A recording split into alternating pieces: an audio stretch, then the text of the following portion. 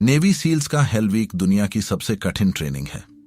5 दिन तक बिना सोए ठंडे पानी और कीचड़ में इंसान को जानवरों की तरह तोड़ा जाता है। लोग एक बार इसे पार नहीं कर पाते, पर डेविड गॉगिंस ने इसे 3 बार पार किया। और एक बार तब जब उसे निमोनिया था और उसके दोनों घुटनों की हड्डियां टूट चुकी थीं। एक रेस के दौरान जब उसका मेडिकल स्कैन हुआ, तब डॉक्टरों को पता चला कि गॉगिंस के दिल में बचपन से ही एक छेद था। उसकी मांसपेशियां एक आम एथलीट के मुकाबले सिर्फ आधी ऑक्सीजन पर काम कर रही थीं। उसे इस बात का कोई अंदाजा नहीं था। उसे बस इतना पता था कि उसे बाकी लोगों से ज्यादा दर्द होता है, पर उसने इस दर्द को अपनी कमजोरी का सबूत नहीं माना। उसने बस यह मान लिया कि दर्द सिर्फ एक इंफॉर्मेशन है, यह रुकने का कोई बहाना नहीं है। वह आधी ऑक्सीजन पर दुनिया के सबसे मुश्किल काम कर रहा था। जब उसे इस छेद का पता चला तो उसने सर्जरी करवाई, रिकवर हुआ और वापस जाकर नए रिकॉर्ड तोड़ने लगा। अब एक पल के लिए डेविड गॉगिंस को भूल जाओ, अपनी मेमोरी को रिवाइंड करो। ठीक 1 साल पहले तुमने खुद से एक वादा किया था कि अगले 6 महीने में मैं अपनी जिंदगी पलट दूंगा। आज अपना बैंक बैलेंस, अपनी फिटनेस और अपना स्क्रीन टाइम देखो। सच्चाई यह है कि तुम 1 साल बड़े नहीं हुए हो, तुम बस 1 साल और पीछे छूट गए हो। तुम्हारी एनर्जी 1 साल और कम हो गई है। अगर तुमने अगले 6 महीने इसी तरह रील्स स्क्रॉल करने और झूठे सपने देखने में बर्बाद कर दिए, तो जिंदगी तुम्हें ऐसे ही कुचलती रहेगी और किसी को कोई फर्क नहीं पड़ेगा। जब हम अपने बीते हुए कल को देखते हैं तो हमें साफ दिखता है कि हम कितना बदल गए हैं, लेकिन जब आने वाले कल की बात आती है तो हमारा यह कमजोर दिमाग कहता है, तू तो ऐसा ही रहेगा, तू कभी नहीं बदल सकता। यह इल्यूजन तुम्हें यह यकीन दिलाता है कि तुम्हारी औकात कभी नहीं बदलेगी, लेकिन न्यूरोप्लास्टिसिटी का विज्ञान कहता है कि सही दर्द और सही दबाव मिलने पर एक इंसान का दिमाग और शरीर सिर्फ 6 महीने में अपना पूरा स्ट्रक्चर बदल सकता है। जापानी फिलॉसफी और इतिहास पर रिसर्च करते हुए मुझे एक ऐसी कहानी मिली जिसने अकेलेपन को देखने का मेरा नजरिया ही बदल दिया। जापान के इतिहास में एक ऐसा योद्धा हुआ जिसे आज तक कोई हरा नहीं सका, मियामोटो मुसाशी। उसके पास शोहरत थी, लोग उसे भगवान मानते थे, लेकिन अपनी जिंदगी की सबसे महान किताब द बुक ऑफ 5 रिंग्स लिखने और अपनी तलवारबाजी को उस मुकाम तक ले जाने के लिए जहां उसे छूना भी नामुमकिन हो, मुसाशी ने सब कुछ छोड़ दिया। वो एक सुनसान अंधेरी गुफा में चला गया। वहां कोई रोशनी नहीं थी, कोई आराम नहीं था। उसने नहाना छोड़ दिया, अपने बाल कटवाना छोड़ दिया, क्योंकि मुसाशी एक भयानक सच जानता था। कंफर्ट और तारीफ इंसान के अंदर के जानवर को पालतू बना देते हैं। समाज तुम्हें सहलाता है ताकि तुम उनके लिए खतरा न बनो।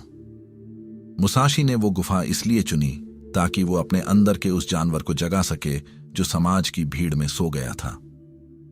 अगले 6 महीने के लिए तुम्हें भी अपने दिमाग में ऐसी ही एक अंधेरी गुफा बनानी है, एक ऐसा किला जहां बाहर की कोई भी आवाज ना पहुंचे। तुम्हें गायब होना ही पड़ेगा। हम गायब होने से इतना डरते क्यों हैं? क्योंकि हमें लोगों के सामने एक्टिंग करने की आदत पड़ गई है।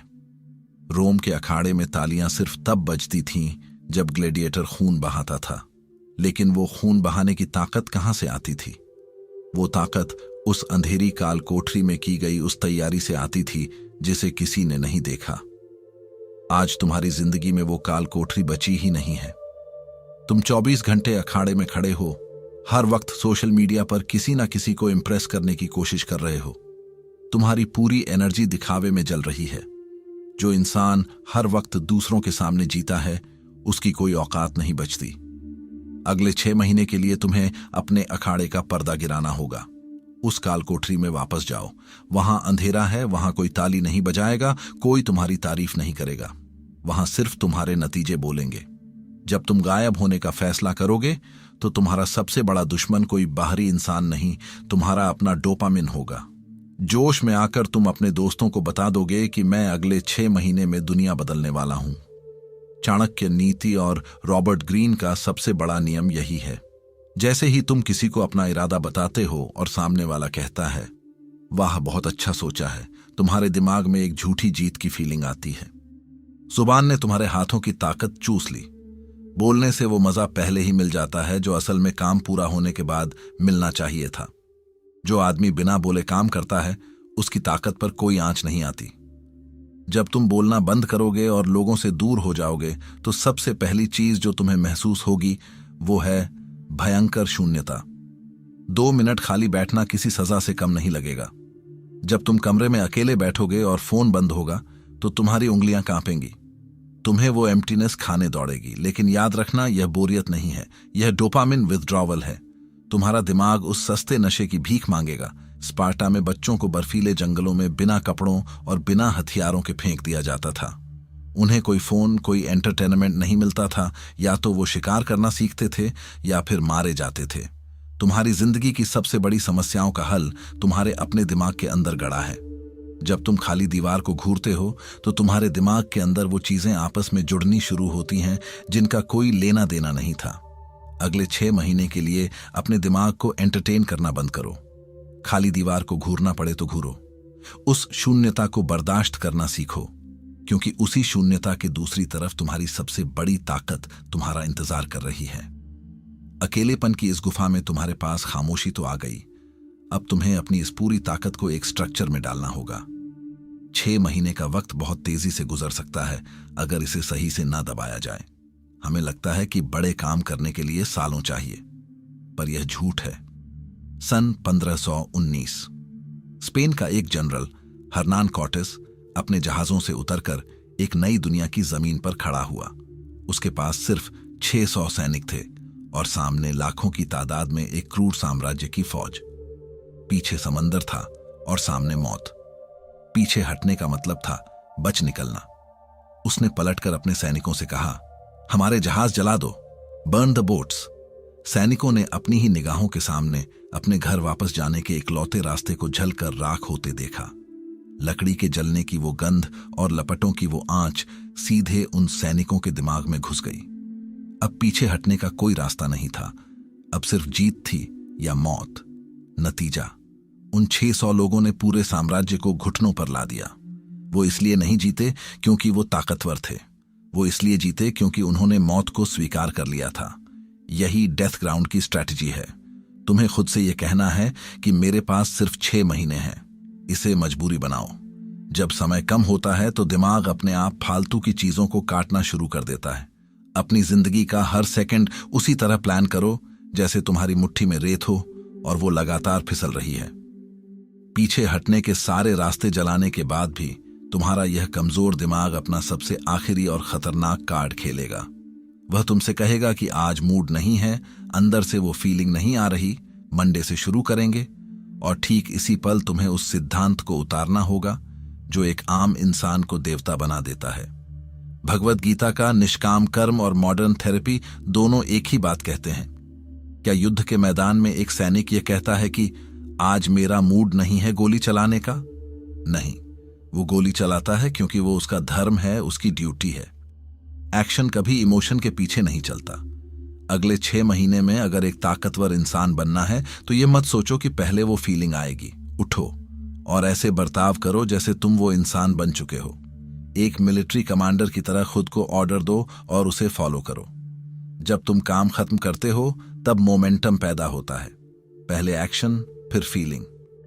इस सफर में अपनी शारीरिक मौजूदगी और अपनी फाइनेंशियल हैसियत को बिल्कुल नजरअंदाज मत करना। दुनिया तुम्हें यह झूठ बेचती है कि इंसान का दिल अच्छा होना चाहिए। यह सब बकवास है। हेलो इफेक्ट कहता है कि दुनिया तुम्हारी आत्मा का एक्सरे नहीं करती, वो तुम्हारी फिजिक, तुम्हारे चौड़े कंधे और तुम्हारी हैसियत देखती है। यह कोई दिखावा नहीं है, यह सर्वाइवल का नियम है। जब तुम किसी कमरे में जाते हो और तुम्हारी बॉडी फिट है, तुम्हारे कंधे तने हुए हैं, तो लोग बिना तुम्हारे कुछ बोले यह समझ जाते हैं कि इस इंसान में भयंकर डिसिप्लिन है, यह इंसान दर्द सह सकता है। पैसा और फिटनेस, ये दोनों मिलकर तुम्हारे चारों तरफ एक ऐसा ऑरा बना देते हैं जो बिना चीखे तुम्हारी हैसियत बता देता है। अगले 6 महीने जिम में पसीना बहाकर अपनी बॉडी को और काम करके अपनी स्किल्स को लोहे की तरह घिसने का काम करो। पर इस सब के बीच एक बहुत खतरनाक मोड़ आने वाला है। कुछ हफ्ते बीतने के बाद शुरुआती जोश ठंडा पड़ जाएगा, दर्द बहुत होगा और नतीजा शून्य। दिमाग कहेगा यह सब बेकार है, चल छोड़ देते हैं। जब यह ख्याल आए तो डेविड गॉगिंस का वो तीसरा हेल वीक याद करना जब उसके पैरों की हड्डियां अंदर से पूरी तरह चटक चुकी थीं। हर सुबह बाकी सैनिकों के जागने से पहले गॉगिन्स अकेले एक अंधेरे कमरे में बैठता था। वो अपने टूटे हुए पैरों के तलवों के नीचे एक छोटी सख्त गेंद को इतनी बेरहमी से रगड़ता और कुचलता था कि दर्द के मारे उसकी चीखें निकल जाती थीं, आंखों से आंसू बहने लगते थे। वो खुद को ये भयानक दर्द सिर्फ इसलिए देता था ताकि पैरों के अंदर की जकड़न टूट जाए और पैर इतने सुन्न हो जाएं कि वो अगले 18 घंटे के नरक को झेल सके। वो अकेले में रोता था, अपने जख्मों पर कसकर टेप बांधता था और फिर बाहर आकर अखाड़े में ऐसे खड़ा हो जाता था जैसे उसे कोई दर्द ही ना हो। अगर तुम इन 6 महीनों में कुछ ट्राई करते हो और वो काम नहीं करता तो उसे हार मत समझना। जब तुम्हारी मोटिवेशन खत्म हो जाए और बंद कमरा तुम्हें काटने को दौड़े तो उस अंधेरे में अकेले रोते और खुद को तोड़ते हुए गॉगिन्स को याद करना। दर्द में तड़पो, लेकिन अपने कदम पीछे मत खींचना। और इस दौरान तुम्हें बहुत तेज गुस्सा आएगा। दुनिया तुम्हें परेशान करेगी, लोग तुम्हारा मजाक उड़ाएंगे, हालात तुम्हारे खिलाफ जाएंगे। उस गुस्से को दबाने की कोशिश मत करना। जो भी फ्रस्ट्रेशन हो उसे मत भूलना, उसे अपनी नसों में दौड़ाओ। दुनिया तुम्हें जितना जलाती है उस एनर्जी को लोहे की तरह पिघलाकर अपने काम की धार तेज करने में लगा दो। और कभी कभी तो जिंदगी इतना बड़ा झटका देती है जो इंसान को अंदर से तोड़ देता है। यहीं पर असली इंसान और कमजोर इंसान का फर्क सामने आता है। अमेरिका के राष्ट्रपति थियोडोर रूजवेल्ट की कहानी सुनो। जवानी के दिनों में एक ही रात में उनकी पत्नी और उनकी मां दोनों की मौत हो गई। एक ही छत के नीचे एक ही दिन। दुनिया उनके पैरों तले से खिसक गई। उन्होंने क्या किया? वो रोते हुए लोगों के बीच सहानुभूति लेने नहीं बैठे। वो बैडलैंड्स के बर्फीले और खूंखार बीहड़ों में गायब हो गए। वहां ना कोई सभ्यता थी, ना कोई आराम, सिर्फ जमा देने वाली ठंड, जंगली जानवर और मौत का खौफ। वो सालों तक वहीं रहे, घोड़ों पर सवार होकर तूफानों का सामना किया। और जब वो उस बीहड़ से वापस लौटे तो वो कमजोर लड़का नहीं थे। वो लोहे के जबड़े वाले इंसान बन चुके थे जो आगे चलकर दुनिया के सबसे ताकतवर लीडर्स में से एक बने। जिंदगी जब तुम्हें तोड़ती है तो वो तुम्हें खत्म करने नहीं आती। वो तुम्हारे उस पुराने और कमजोर रूप को जलाकर राख करने आती है ताकि वहां से एक नया और खतरनाक रूप जन्म ले सके। तुम्हारा शरीर आराम के लिए डिजाइन किया गया है। एक सुबह तुम अलार्म बंद करके सो जाओगे और तब तुम्हारे अंदर का वो कमजोर इंसान हंसेगा और कहेगा, औकात पता चल गई, वापस आ जा मेरी दुनिया में। यहीं पर तुम्हें प्रकृति का एक क्रूर नियम याद रखना है। डॉक्टर जॉर्डन पीटरसन अक्सर लॉबस्टर का उदाहरण देते हैं। एक लॉबस्टर का बाहरी खोल पत्थर की तरह सख्त होता है, वो कभी नहीं बढ़ता। जब लॉबस्टर अंदर से बड़ा होने लगता है तो वो खोल उसे चुभने लगता है। उस भयानक दर्द और घुटन से बचने के लिए वो एक चट्टान के नीचे छुपता है, अपना पुराना खोल चीर कर बाहर आता है और एक नया खोल बनाता है। अगर उसे वो घुटन और दर्द महसूस ना हो तो वो कभी ग्रो नहीं करेगा। तुम्हारे लिए भी कोई शॉर्टकट नहीं है। दर्द बदलाव का सिग्नल है। अपनी उस गुफा में जाओ, अपने उस कमजोर रूप को जला दो और तब तक वापस मत आना जब तक तुम एक बिल्कुल नया और खूंखार इंसान ना बन जाओ। जब तुम उस गुफा से बाहर निकलो तो दुनिया के लिए एक अजनबी बन चुके हो। एक ऐसा अजनबी जिसकी मौजूदगी से लोगों को अपनी कमियां नजर आने लगे। अगर अपनी ब्लड लाइन का सबसे ताकतवर इंसान बनने का दम रखते हो तो दुनिया की नजरों से गायब हो जाओ। तुम्हारा समय अब शुरू होता है। अगर आपको यह वीडियो अच्छी लगी तो इसे लाइक और चैनल को सब्सक्राइब करके हमें सपोर्ट जरूर करें। और हाँ, सबसे जरूरी बात, उस बेल आइकॉन घंटी को दबाकर नोटिफिकेशन को ऑल पर सेट करना बिल्कुल मत भूलिएगा।